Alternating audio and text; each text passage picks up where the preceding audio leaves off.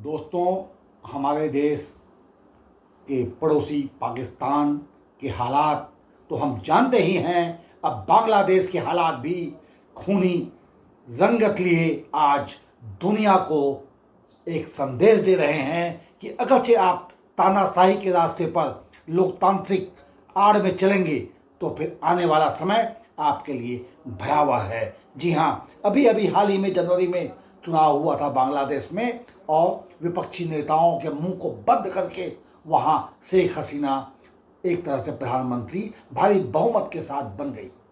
लगभग यही हालात कुछ कुछ हमारे देश में भी बनते बिगड़ते दिखाई देते हैं। अगरचे हम आज इस वीडियो के माध्यम से यही संदेश देना चाहते हैं कि लोकतंत्र का जो ढांचा होता है, एक संवैधानिक संस्थाओं का जो एक मान मर्यादा और मानक होता है, उसे कभी भी किसी भी नेतृत्व को छेड़छाड़ नहीं करनी चाहिए, जैसा कि शेख हसीना ने बांग्लादेश में किया।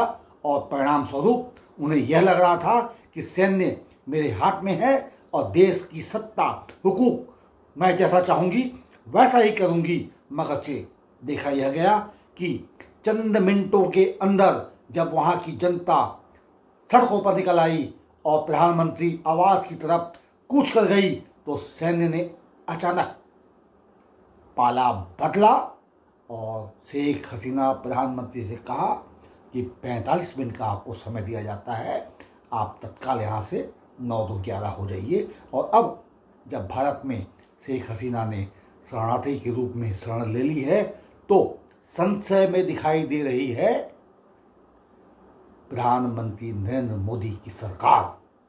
यही कारण है शायद कि वे कुछ भी बोल नहीं पा रहे हैं।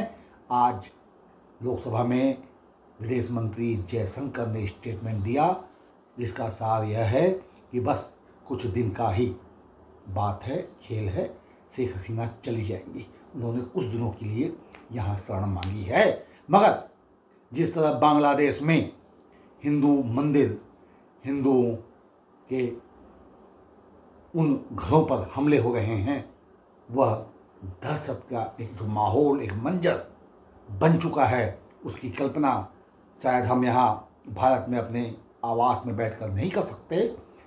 यह तो वह जो दर्द है, जो त्रासदी है वहाँ का हिंदू भोग रहा है, उसका कारण क्या है, यह आज चिंतन का विषय है कि अगरचे बांग्लादेश की प्रधानमंत्री भारत में शरण नहीं लेती तो शायद बांग्लादेश में हिंदुओं पर हमले नहीं होते, मंदिरों पर हमले नहीं होते, और आज जो स्थितियां हैं विकट, उसका सामना हमारा देश नहीं कर रहा होता। हमें सरकार को एक ऐसा फैसला लेना चाहिए था जो हमारे देश के हित में हो, मगर शायद चूक हुई है।